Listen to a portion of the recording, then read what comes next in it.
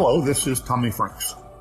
Welcome to the 4-Star Leadership Podcast, a product of the General Tommy Franks Leadership Institute and Museum. We're here to get a view into the lives of the legacy makers, the movers and the shakers of today, to offer insights from the full spectrum of the leadership community. We'll talk to former 4-star students and explore their leadership development path. We'll work to find out what they are about today and learn from the opportunities they've made for themselves in this world. It's my distinct pleasure to welcome you to this podcast. Remember, leaders are not born, they're developed.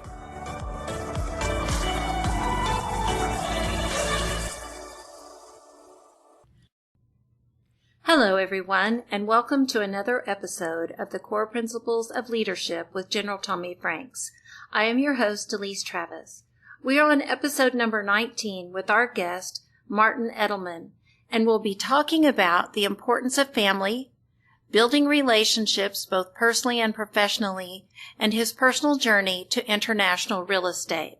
But before we get into our program, we'll have a word from our major sponsor, REI Oklahoma.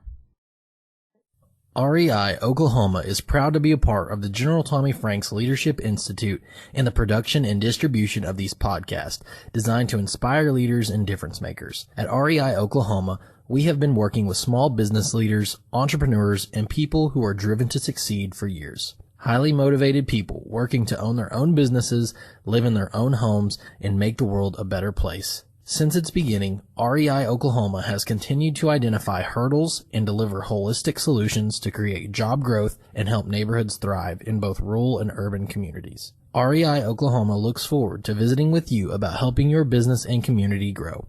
Visit reiok.org or call 800-658-2823 to start the conversation. The LaBarre family is a fourth-generation Oklahoma family. That may not sound like a long time, but our grandfathers were born here, within the Comanche Nation, before the land runs. We are the proudest sponsor of the Tommy Franks 4-Star Leadership Podcast. We hope listeners will heed the words of these distinguished men and women who have served our country at the highest levels and across all walks of life. Martin Edelman specializes in international real estate transactions involving large, complex negotiations, acquisitions, dispositions, and financing. He has been involved in the early stages of legal development of many pioneering financial structures, including participating mortgages, institutional joint ventures in real estate, and joint ventures between foreign financial sources and U.S. real estate companies. He has broad international experience in all asset classes, having done extensive work in a minimum of 8 different countries and the Middle East. He serves on a number of boards and also lectures at institutionally sponsored seminars. Mr. Edelman was one of the original lawyers to have worked on bringing the Intrepid to New York and continues to serve on the Intrepid board as vice chairman and on the board of the Fallen Heroes Fund, Fisher House Foundation, and the Fisher Alzheimer Foundation.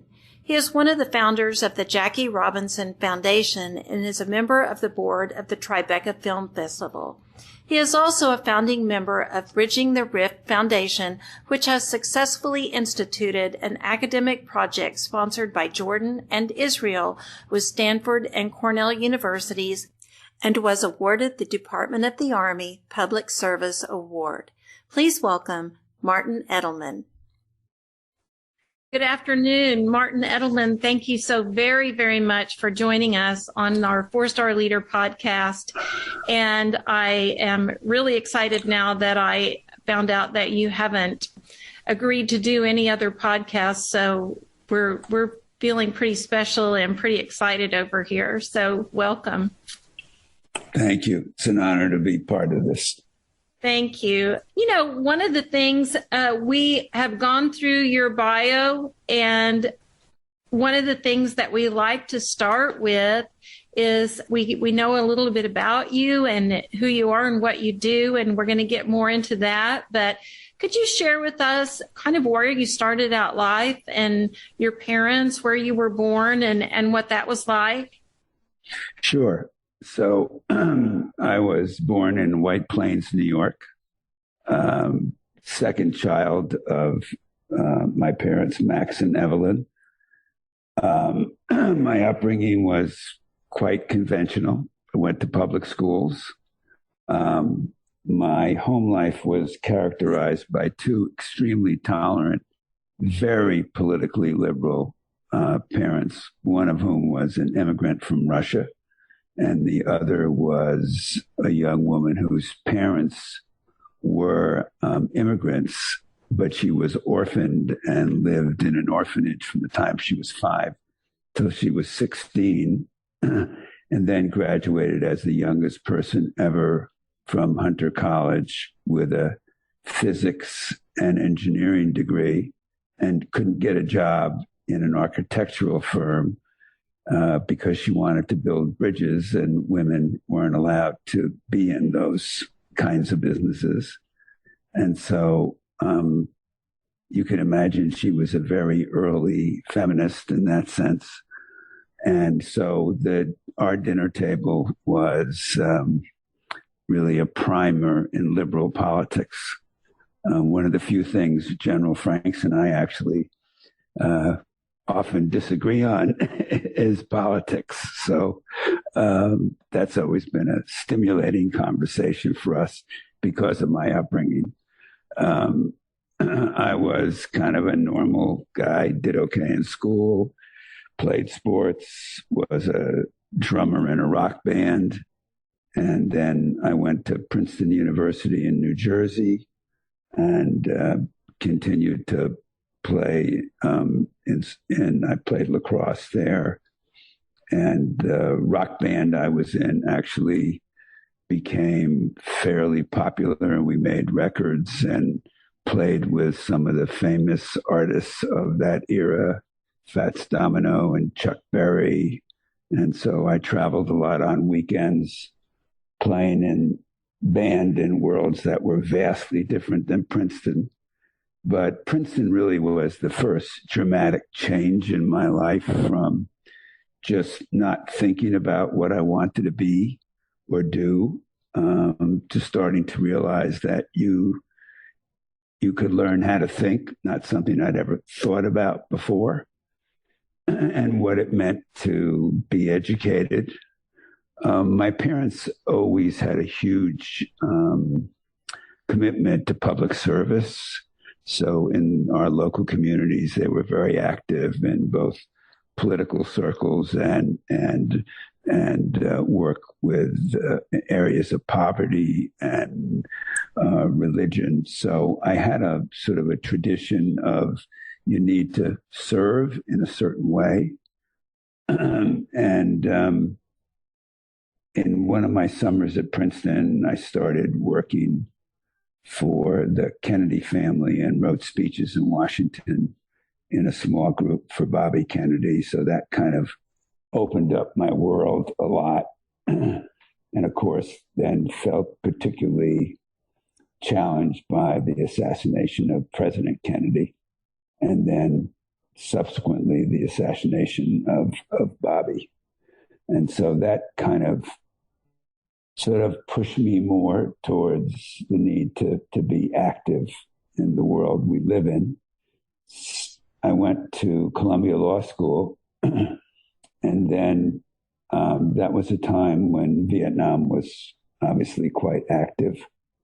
And most of my friends had either by then gotten married or had another excuse from the draft, because there was a draft then.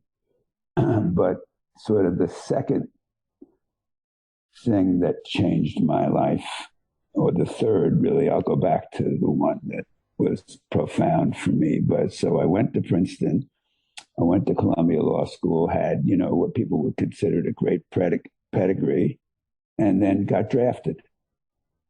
So I spent 3 years in the Army, and that definitely changed my life. I was in Vietnam a few times, really not in a combat capacity, but I worked for an Air Force general out of Dayton, Ohio, out of the Air Force Base there. And part of our mission included regular trips to Vietnam. So I got to see the impact of combat without having to actually carry a rifle, even though I had been trained as an infantry soldier. So those two things. The third thing that probably affected me the most was my mother died about 2 weeks before I went to college, and my father got quite sick as a consequence of that. So I went from a very normal family to no family at all. My sister had gotten married and moved away.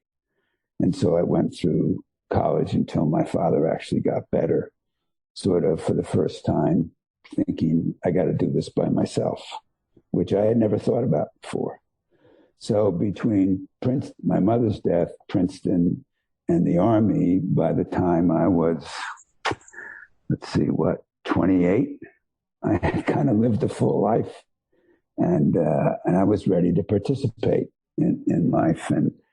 And the day I got out of the Army, something happened that really stayed with me. So as I left Fort Hamilton, the captain who was, part of the discharge arrangements said, you should take your uniform off. Said, you don't want to be in civilian life with your uniform. He said, it's really tough on American soldiers to wear their uniforms in public. And I kind of vowed that would make a difference in my behavior, and I would feel the need to change that because, mostly everybody I knew had no idea what it was like to be in the military and were very opposed to Vietnam in concept. American society was, as you may have remember or noticed, was quite negative about the war. It became a big political issue. So if you wore a uniform, you were part of that. So I just kept that in the back of my mind, and you'll see that how that theme actually motivates me on a lot of things that happen. So I got out of the Army. I was married at the time. I had gotten married just before I went in. I didn't have any children yet. And I took a job as a lawyer in New York in a fine law firm. And the first day I went to work, I was asked to go up and take minutes at the meeting of a corporation. And that corporation was the largest Black-owned bank in America. And the meeting was up in Harlem. So I went up to Harlem and walked into a room which was really all very prominent Black people in New York. And at the head of that table was Jackie Robinson, the famous Black American who changed life for Blacks in many ways. And so I took minutes at the meeting, answered a few questions. It was December, and I went downstairs. I was right in front of the Apollo Theater, which is a famous theater in Harlem, where I had actually played for a few rock bands when I was in college. And I was trying to think, it was about 8 o'clock at night. I was trying to think, should I take a subway, take a cab? And Jackie walked out, came next to me and said, would you like a ride downtown? And I said, sure. So we started talking in the car, and he was telling me that Governor Rockefeller, who was the governor of New York at the time, had asked him that day to start a construction company to build subsidized housing, affordable housing for minorities. And he said, I don't have a lawyer. Would you like to be my lawyer? And so I said, Mr. Robinson, I've been practicing law about 3 hours. And so I'm really not sure you want me to be your lawyer. And so he pulled the car over. He looked at me and he said, I've never built a home. I have no idea what a construction company does. So we'll be a great pair. And I started representing him, and that opened up, I would say, 90% of the opportunities that led to the extraordinary career that I had as a lawyer. So that was, and as a result of Jackie and Rachel, I've been part of their whole world. And I just hosted a dinner for Rachel on her 100th birthday a few weeks ago. And we opened up the Jackie Robinson Museum in New York, which is the first civil rights museum in New York. And we started a foundation when Jack died that has been one of the most successful foundations supporting young Black students who are not athletes in the country, which we started in 1973, right after he died. So by the time I was, 30, I had all these defining moments that just kept opening up newer and greater opportunities for me. And, during that run from 30 to, I don't know, probably 40 something, 50, I built an incredible legal career. I got divorced, got remarried, got custody of my 2 children from my first marriage when my daughter was 11 months, and my son was 4.5. And so all 3 kids have grown up together. They're all doing very nicely, and I have 6 grandchildren. And so everything was really great. And I in that 1992, I was getting bored with practicing law. Not that I was going to get any better, but I had a very successful practice, but I was kind of doing the same thing with the same people all the time. And so I made an arrangement with the law firm that I could do whatever else I want, as long as when I was practicing law, I did it in the law firm. So I did a whole bunch of interesting things because I had represented George Soros, and I'm doing stuff in Russia and Latin America for him. And I had started representing a family, which is probably the most patriotic family in America, the Fisher family in New York. Yes. And so we brought the Intrepid to New York City in 1974, and we started Fisher House, which is a very important part of the way military families can access their injured service personnel and visit them. And then we started the Fallen Heroes Fund because we realized that the families of those who were killed in action were not treated properly. And so that theme of being concerned about how people view the military was very much a part of my life during the entire period that I was practicing law. And then one night, and I guess 2001, I was honored at the Intrepid for the work I had done. And lo and behold, that same night, we honored Tommy Franks. And so I gave a speech about my views about how the military had been asked to sacrifice without being rewarded or taken care of when that sacrifice was profound. And afterwards, he came up to me, in that way he has. He said, Mr. Edelman, I think you and I ought to be friends. I said, okay, right? Why not? I said, I'm not sure what you need a friend in New York who's just a middle-class Jewish lawyer. He said, no, I think you might be more than that. And he said, I don't have any friends in New York, so this is a good thing to start with. And we became very close friends, Kathy and my wife at that time, Nancy, and General Franks and I, became very friendly. And when after the invasion of Iraq, I organized the first sort of celebrity visit to the troops because the USO really wasn't doing their job. And so Robert De Niro and I and some others organized a large contingent, including, the traditional Wayne Newton and Kid Rock and so many others. And we went to Kuwait and then toured the areas in Iraq during the war. And so that sort of theme continues of my continued interaction with the military, and it was really put on steroids by becoming friendly with Tommy.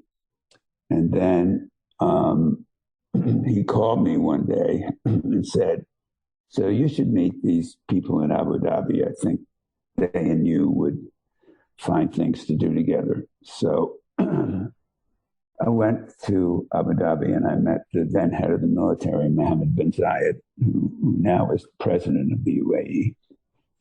And that dramatically changed my life. So since 2002, really, I spend half my time doing things for the government and royal family of Abu Dhabi all over the world, and in areas relating to politics and diplomacy and business and sports, and kind of every time there's a problem, I get to deal with it. I spent a lot of time for them in the early part of this century in Libya, which was interesting. I was a NATO advisor in Afghanistan when Admiral Stavridis was the head of NATO. So I've gotten to do just everything I ever thought I wanted to do, and then 4,000 things that I never thought about before. And so had you not done any international real estate until that time? I had done some in England, and I had done a lot of work for George Soros internationally. So I had done stuff in Russia, and I had done things in China, but they weren't real estate. They were more not for profit, or they were investments, but not in real estate. So I had both a corporate practice and a real estate practice. And my practice, sort of any celebrity I had as a lawyer was really because I was lucky enough to sort of solve a couple of problems that big deals were having. So I became somewhat like a deal doctor. And people would call me from all over and say, we have this issue on this deal. Could you come in and try to help us solve it? So I was kind of like an itinerant peddler, even though I had a normal law practice in New York. So I got to go, places. I did work in Nicaragua. I did a lot of work in Mexico. So I always had this kind of varied career. So was it your partnership with Jackie Robinson that kind of got you started in real estate when he was doing the housing? Yeah. Completely. Okay. And then, when you met General Franks, you had done some international work, but not as extensive as when you went to, you've done, to Abu Dhabi. I see on your bio, there were like 6 different countries, but I'm in hearing you talk about it. There's actually more than 6 plus the Middle East. So now I do a lot of work. So I would say I'm in the Middle East about 30 to 35 times a year. And China, maybe a half a dozen. England, I go to England once every 2 weeks since 2008. So you were, when General Franks was knighted by the Queen, I know that you're in that photograph that's in our museum. And so was that part of your friendship with General Franks that you were there? Did you already have ties to the Queen? So I knew one of the Queen's sons, but I was only there to participate in the ceremony for him. I see. So tell us about, I know that I was told that your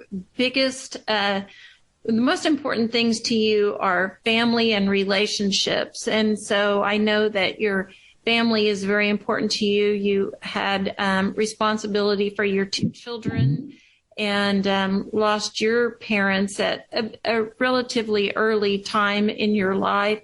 But it was your association with the Kennedys and Jackie Robinson that affected you in a huge way as far as servant leadership. And was it the Kennedys that your association with them that encouraged you to go to law school? Had you thought about law school before then? Yeah. So my father and his 5 brothers, all immigrants, all went to law school. I see. All at night. Okay. I just wanted to clarify that. I was just kind of curious. Right. And you had some really major influencers for servant leadership between the Kennedys and Jackie Robinson. So I can see how you got where you are, but you didn't really have that picture in your mind. It just opened so many doors and opportunities for you. I think it's really great when those things happen and you just go through the door and keep going. So you and General Franks both were received awards from the Intrepid Foundation. You became friends, and you helped organize so many opportunities for the troops in Kuwait and Iraq. I know that you were instrumental in General Franks being hired into the Washington Speakers Bureau and helped with his book, American Soldier. You've done so many things and are not afraid to roll up your sleeves and really get involved in something, that's for certain. Well, so my parents really defined for me what being a volunteer meant, because everything that our family did when I was growing up was you were either an active volunteer or you didn't qualify as a volunteer. So everything our family did was like, I had to go do it, whether it was picking up bottles off the street or whatever it was. So, those kinds of definitions about behavior really stay with you your whole life. And then when you get associated with people like Jackie, and I represented Jesse Jackson for 25 years. I mean, even though he's somewhat controversial, but the all-in part of it is really important. So people who believe in something, they're all in with it. And if those of us who say that we know how to serve or pretend to say we know how to serve, that's the standard. The standard is all in. I mean, look at General Franks. I mean, he's all in. And so that's what service means.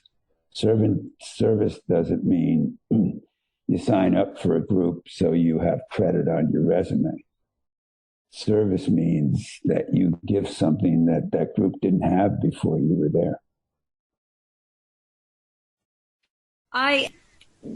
To veer off just a second, I understand that you used to take a few weeks off to work on a ranch in Montana. That's in Wyoming. Off the path of what we've talked about. Do you want to tell us about that? It's Wyoming. Okay. And the guy who owns it, who was my best friend growing up, and then veered a different direction in his life, owned the largest cattle ranch in the southern part of Wyoming in a little town called Du Bois. And when he bought it, he said the person least likely to visit him and enjoy it was me. So I went out and I just loved it. And so for the last 24 years, I go out during roundup or branding or birthing and stay 3 or 4 days. There's 900 people in the town. I know everybody now. And I learned how to, ride, rope, shoot. I knew how to shoot from the military, but they were things I never thought I would do. And the peacefulness at 12,000 feet above sea level, driving cattle, which, people think is like a movie set, is spectacular. And I never thought I would actually enjoy it. And I absolutely loved it. And he just sold the ranch about 2 months ago. Oh, shoot.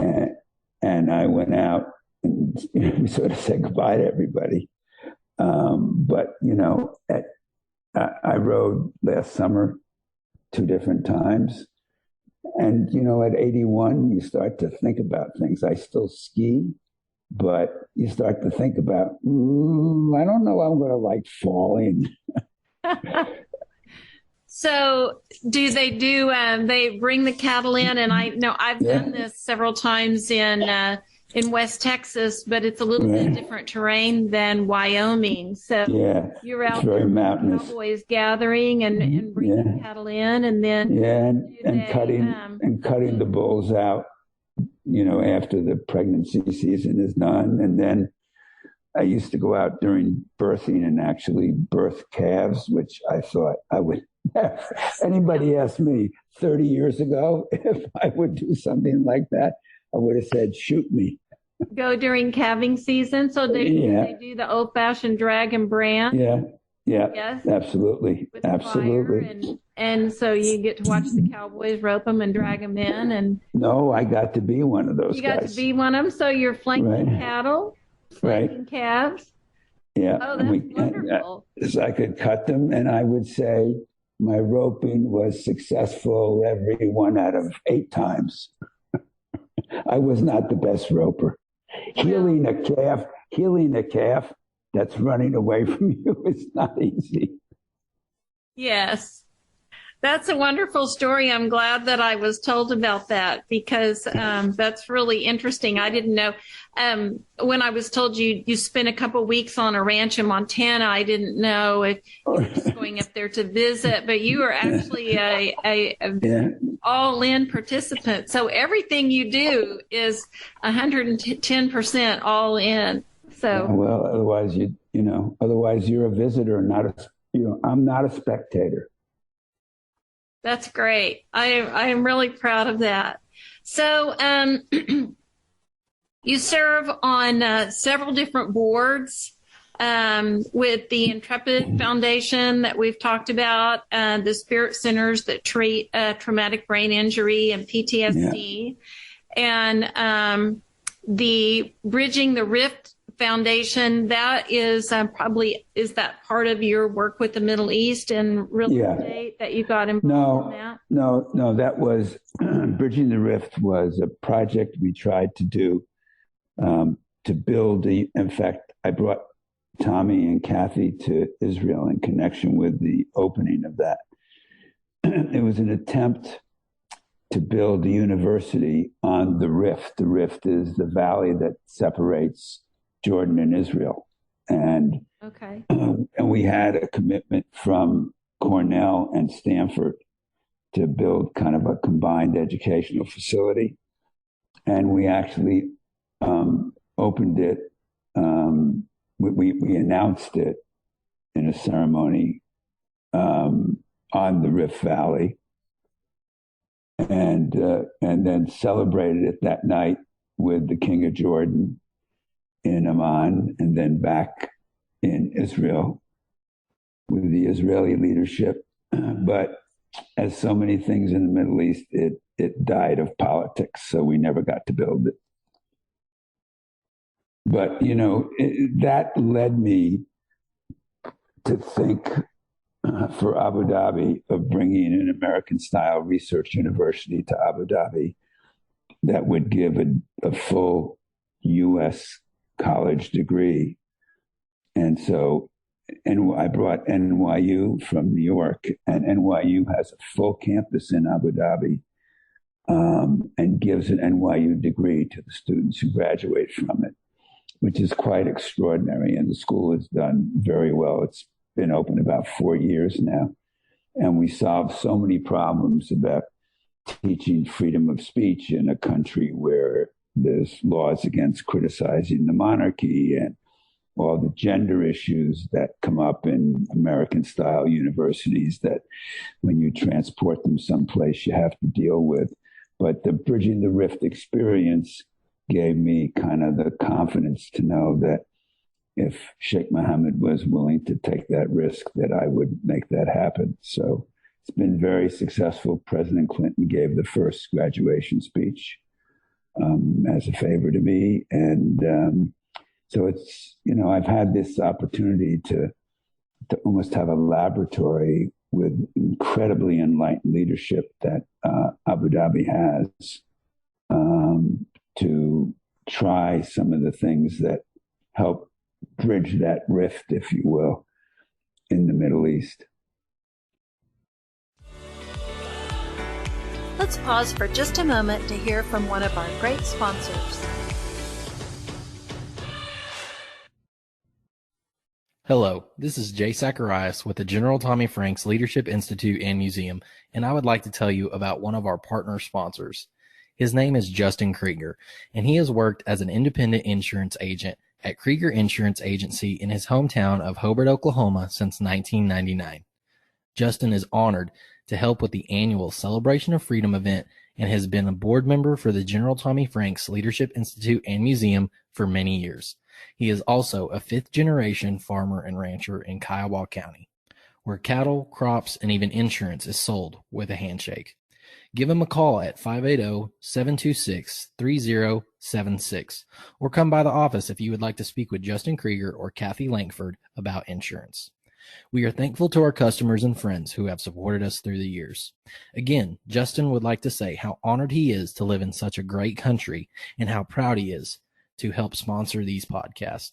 Please enjoy the rest of this podcast experience from your friends at Krieger Insurance Agency. Now let's get back to our episode.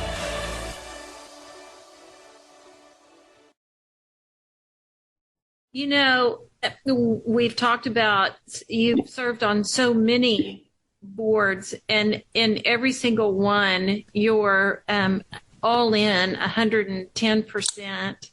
And I know that there have been some real struggles and frustrations along the way, but you somehow managed to get through them and think through the issues. Can you share with us what was your hardest fought struggle, the hardest fought of all the projects that you've been in? What would you say about it? Maybe your takeaway? Well, I think what all of us face are two kinds of struggles. One is, let's just call it your personal life. How to have a personal life, how to commit to it, how to be a parent, how to be a husband or partner. And anyone who says that's not a struggle hasn't actually been involved in it. Even the successful ones are struggles. And so I think on a personal level, the struggle's always been to be all in, because when every day you make choices about what to do with your time. And I think the only elastic component of time is sleep. So I've just trained myself not to need much sleep. But the rest of that time, we're making choices all the time. And some of it's to make ourselves feel good, and some of it's to make others feel good, and some of it's to participate in life and to make sure the family unit around you is part of that participation. And there are times you're successful and there are times you fail. And when you fail, I think there's a certain amount of sadness and I won't say depression, but sort of withdrawal where you say, wait a second, what am I doing here? And so there's no one of them that stands out. Even my divorces don't stand out in that way. They were just things that had to be undone. But in doing them, you had to keep the family unit together, which I was fortunate enough to be able to do. So that's been, important to me and a sustaining element of my life. I talk to all three of my children and now some of my grandchildren literally every day, even if it's only an email or a phone call or a text. But literally every day I communicate with all my children and now two of my teenage grandchildren, because even sharing a little thing that happens in your life every day is a way to create a bond. I'm very involved in, we call it soccer, but it's football internationally, because Abu Dhabi owns one of the great English football teams, and I'm on the board of that and help run it. We now own 12 teams around the world. And the best match I ever went to was when I took my grandson, who was a soccer player. And we spent the weekend in Manchester, England. And it was like so great to see how happy he was to be part of that. So that's kind of one thing. And I don't think there are any great lessons I had. Losing my mother was very tragic for me, but because we were very close.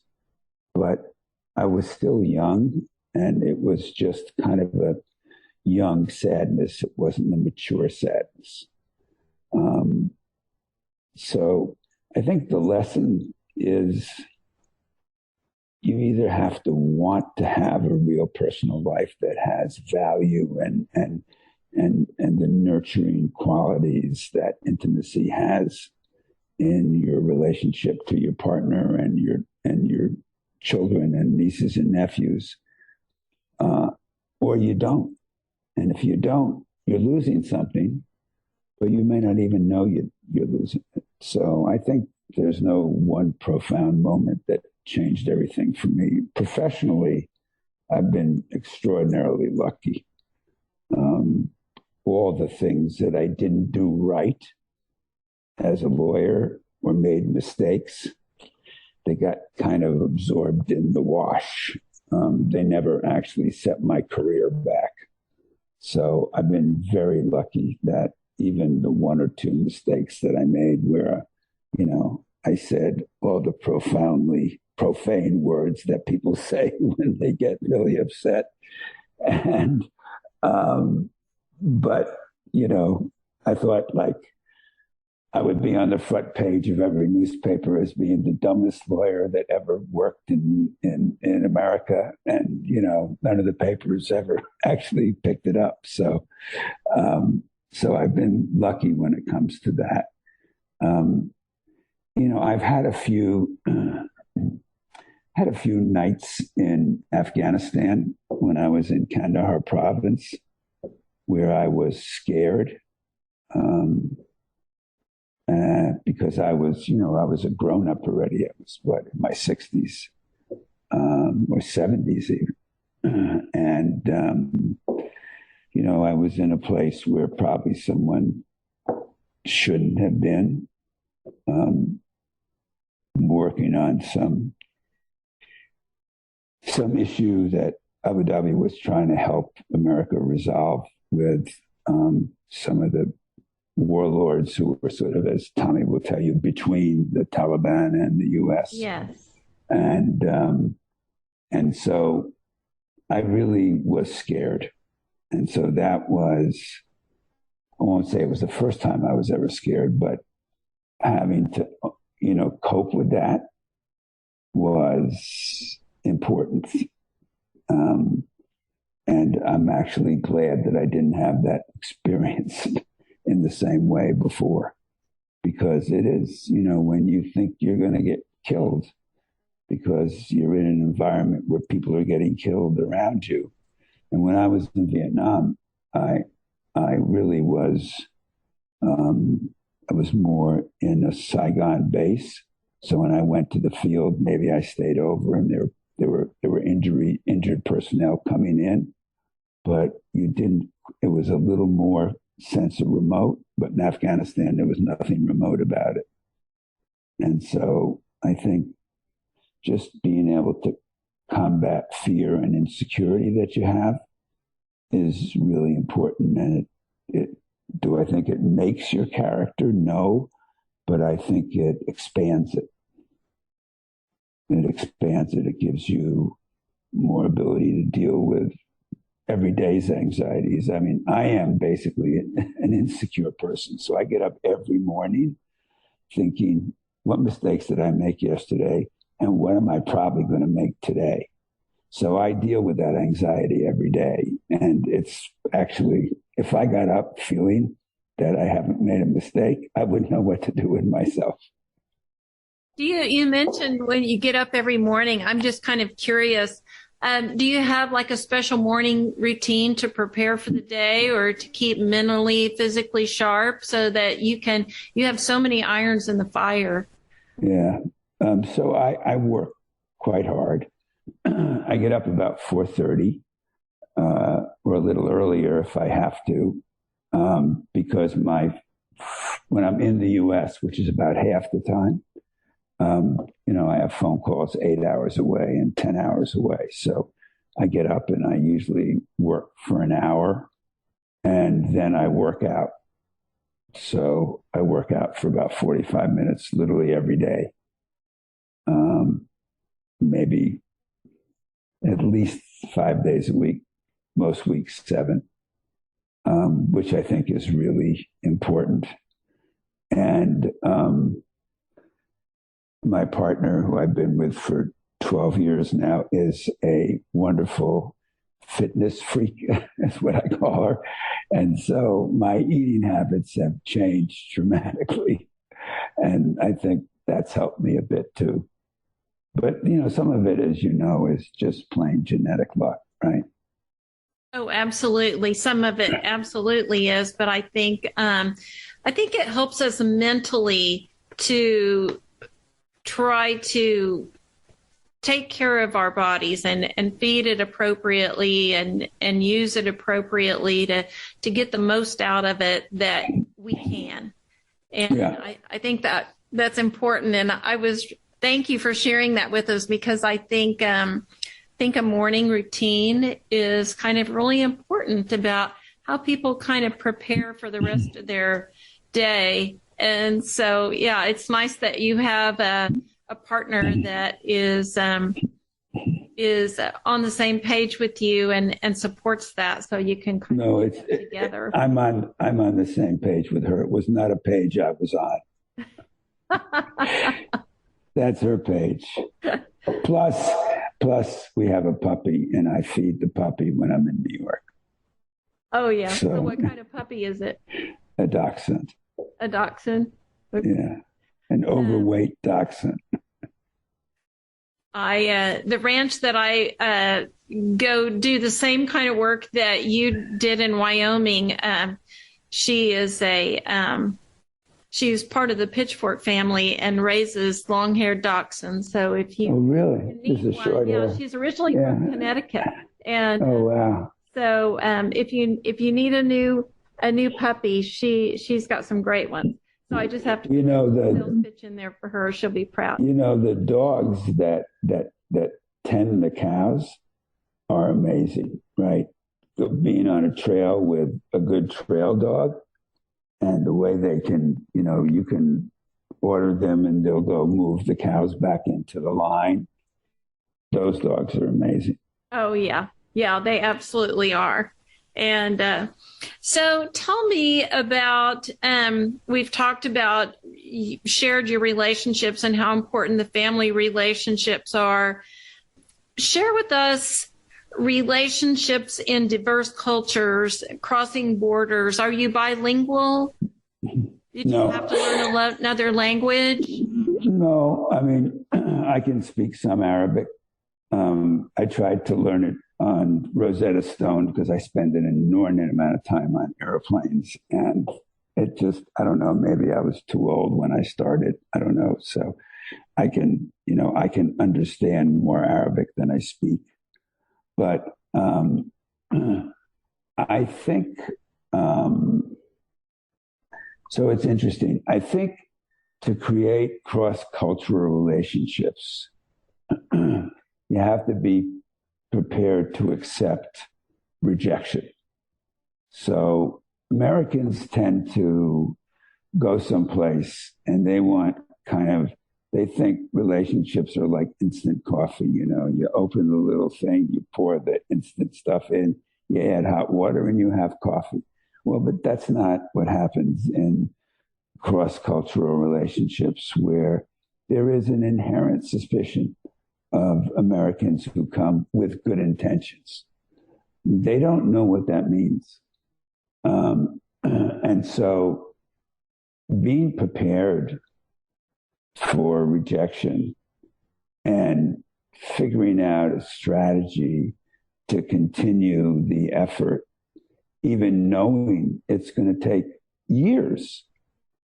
So when I first started going to Abu Dhabi after Tommy retired and I was going by myself, even though I had a relationship that was most extraordinary and certainly one of the person who was clearly going to become the leader of his people, there were people around him who basically were saying, what are you doing with this guy? Number one, he's American. Number two, he's Jewish. Why do we have him here? Why is he here being involved in things that are, unique to us? And it took a lot of courage for Sheikh Mohammed to say, no, I know what I'm doing. And he put me in positions which were the message that I was okay. But those positions were often in meetings and with people and with public assignments where people were saying, why are you doing this? In fact, when Abu Dhabi formed a partnership with Rupert Murdoch to create an all-Arabic news channel for the Middle East and North Africa to counteract Al Jazeera's very slanted news, but to be just objective, he made me the chairman of the editorial board of that all-Arabic news channel. And so I called him up and I said, are you trying to get you killed or me killed? Because that was very public. So I think you have to really want the relationship and you have to be willing to give to it without what we traditionally think of is the rewards that relationships bring you. You have to basically say, I'm going to do this and it may fail and I will be spending time and energy and creativity and maybe money and other things. And I have a chance of making it work. But the key to success is my being patient, not something that, comes to people naturally. And I had that same issue in some of my relationships in the civil rights movement, where people said, why is this guy here? And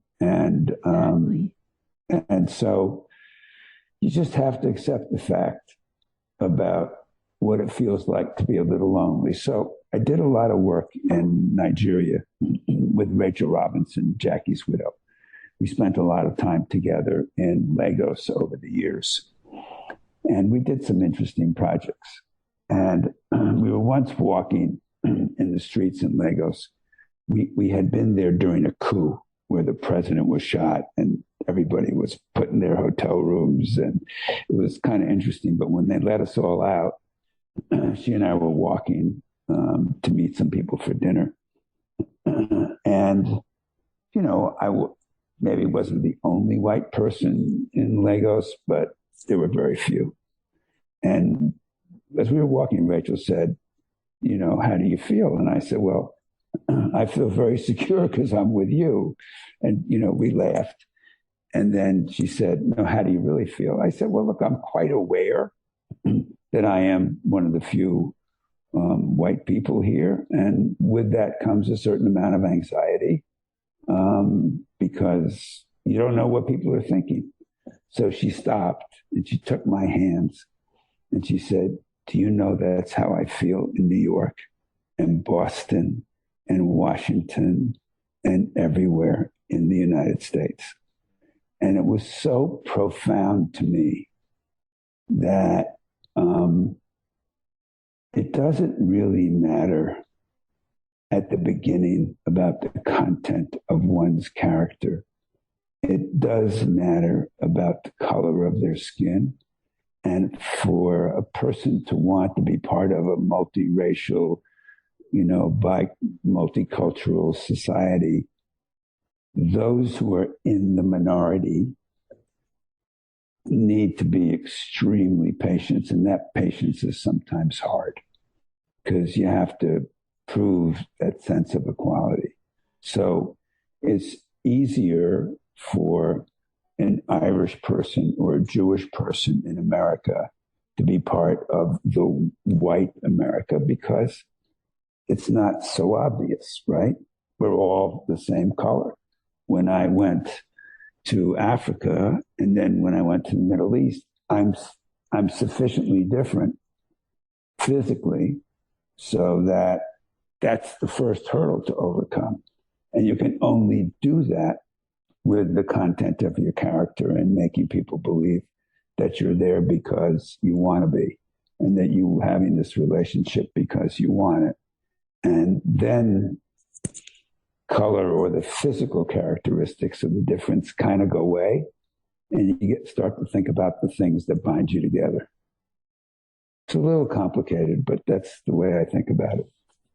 It is a little complicated, and I would think that you would have to do a lot of reflecting and thinking with a lot of emotional intelligence in the conversations and situations that you're in. And as you said, a lot of patience to develop those relationships, but definitely emotional intelligence and reading people, how they're taking in what you're trying to share with them or what you're trying to accomplish. Do you think you have gotten pretty good at reading people? Well, let's put it this way. If I haven't by now, I don't have a lot of time to learn. So let's hope I have. So I have on my on one of my travel bags, you have these identity tags with your name and everything. So I have one that says emotional baggage. So I think that understanding other people's emotional baggage helps you understand who they are. So I very often am extremely observant about things that may not seem to matter, how people look at you and when they stop talking. Some people feel the need to dominate the conversation. So you kind of let them to see where it ends. But we all have emotional baggage. So you got to understand that to understand who the other person is, and you got to care enough to want to. Because if if you don't care, you're not going to give it the time and energy and thoughtfulness and involvement. Engagement is the quintessential element of building a successful relationship. So what would you tell our students and our listeners? Let me back up. What would you tell your 17, 18, 19-year-old self, which is our current 4-star students? And then just what would you tell them and our listeners in general about what you've learned and through all the things that you've done? There's so just a wealth of experience there.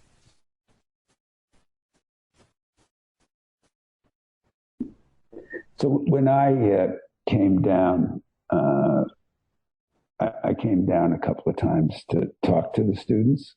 Yes. And so on the plane coming, we were talking about leadership. And I think we don't realize that not everybody can be a leader, but the components of successful followership are just as important as the components of successful leadership. And so when you're in your teenage years and everybody wants to be a star, which is good because ambition is fantastic, as you go into a larger and larger and larger world, not everybody's going to be a star. And you kind of try to use the metaphor, you have to try to find a constellation in which your star is successful enough for you to feel good about yourself. Because we're not all going to be Tommy Franks. And we're not all going to be whoever else your hero or heroine is at the time. We're not all going to be, Maverick and Top Gun, right? And I think it's really important for everyone to manage ambition with their own talents, to be very self-aware about where your talents really are and find the place where you can really contribute those talents to the world in which you want to live. And some of it's just luck, as you said. It's just realizing that a door just opened for you and going through it without actually knowing what's in that room or whether that room is going to be followed by another 20 rooms. I mean, when Jackie said, "Do I want to be his lawyer?" my first instinct was to tell him the truth and let him decide, right? I mean, I could have said sure, which would have been the normal reaction, I think. But I had to tell him I didn't know what I was doing. So it was, if he's willing to try, I was. And so I think there's that combination of self-awareness and integrity and ambition that everyone needs to think about how what it means to them as a 17, 18, and 19-year-old. Now, I can honestly say I didn't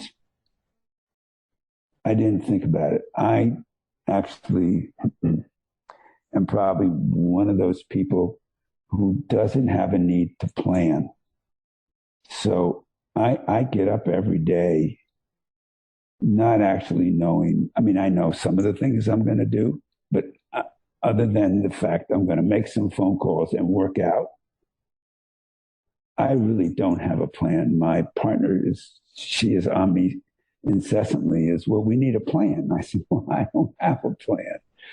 I've never had a plan. I went to law school because my family were lawyers. And I thought, it'll be interesting. I could learn to be a lawyer. And if I wasn't a lawyer, I'd be something else. So if it's important for you to have a plan, you have to think about what you want to do and what you want to be. But it's also okay not to have a plan, because life is going to give you choices. And those choices you can make either by instinct or intellect. And if you're really blessed, you'll understand how to combine both of those. Because intellect only takes you to a point where your instinct can really help you to make the decision. That's not really specific advice for your cohort of young people, but they get advice from everybody, and my life has been much more haphazard than that, and so they should have some comfort that even in a haphazard life, if you're willing to be all in, is going to probably give you choices that if you make them with a certain amount of self-awareness and integrity, you'll have a good life. Life will come to you. You're a great problem solver and all in 110%. And I think life just comes to you. And at this point, and you decide, what you're going to work on or not. Would you say? Well, that? no, I wouldn't say that, because I've been accused of not understanding how to say no. So I do tend to go down some really kind of, why'd you spend your time on that? But I figure you don't know, right? So I got a phone call once from a friend of mine who said his trainer, this is public now, so I can say it was years ago. His guy who was his trainer trained a famous woman, and she was having a baby by him, and he needed a lawyer to represent him. And I said, I don't know anything about that. He said, yeah, but you're very empathetic. Please help this guy. He's from Argentina, I think. So it was Madonna. Oh, right? wow. And then it all became public about him and everything. So I ended up spending weeks, because she was very involved in negotiations. So I spent weeks, sitting and talking to this guy and her lawyer and Madonna. Right? Now, I had no idea whether I could do that or not, but I sort of, as we worked things out, I learned more and more about the process. I talked to lawyers who did that all the time, and that's, you got to do those things. I mean, I ended up representing John Kennedy Jr. until his unfortunate death, and still represent and advise Caroline Kennedy, because I didn't let go of the relationship that I was just accidentally thrown into when I first started working for Bobby. So, you just don't give up on anything because it's not there at the moment. So a lot of life comes to you. You got to chase it, though, Delise. Yeah. You got to, life comes to you, but it's also going to come to you maybe only at the moment, right? And then it's going to say, well, you didn't seem very excited, so we're going to move somewhere else. So you have to, when life comes to you, you have to actually do something to embrace it. Back to the word we use, to engage. If you don't engage, life doesn't come to you. It just kind of, the breeze just goes past you. I think what I'm thinking is the momentum that you've built through your life, and all the things that you've accomplished and the experiences you've had and the things that you've done. It's that momentum is what I'm thinking about of life, that just comes like a fire hydrant. It seems like to me. So I don't know. Well, thank you so much. Is there anything else that you would like to share? You kind of shared some really great words for our students. Anything else for our listeners that you would like to share? We appreciate so much your time.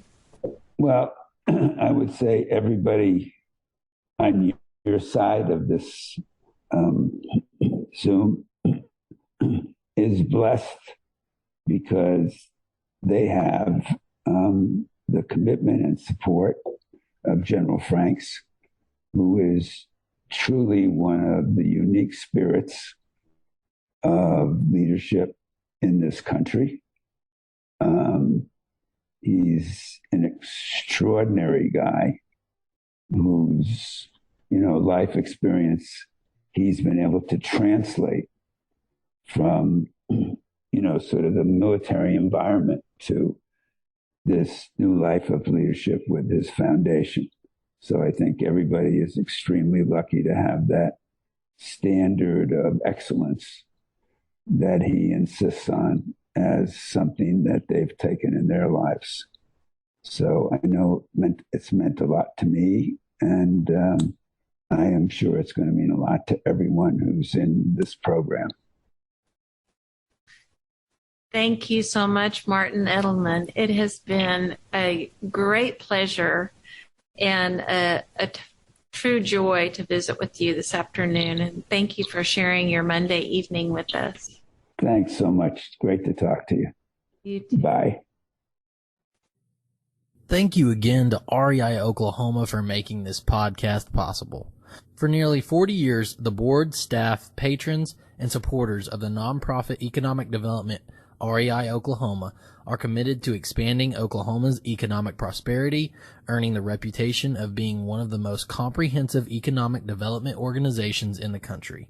Business loans, training workshops, business consulting, and networking opportunities, as well as technical assistance and even commercial business space, are made available to Oklahoma entrepreneurs and small businesses. For low and moderate income individuals and families, down payment and or closing cost assistance is offered. Learn more at reiok.org. This has been the 4-Star Leadership Podcast. Now it's your turn, 4-Star listeners. Follow us on Facebook, Instagram, and Twitter, and let us know what you thought of this episode. Be sure to give us a 5-star rating on Apple Podcast and tune in next month for our next episode that airs every last Friday each month. Go be great. The LaBarre family is a fourth-generation Oklahoma family. That may not sound like a long time, but our grandfathers were born here, within the Comanche Nation, before the land runs. We are the proudest sponsor of the Tommy Franks 4-Star Leadership Podcast. We hope listeners will heed the words of these distinguished men and women who have served our country at the highest levels and across all walks of life.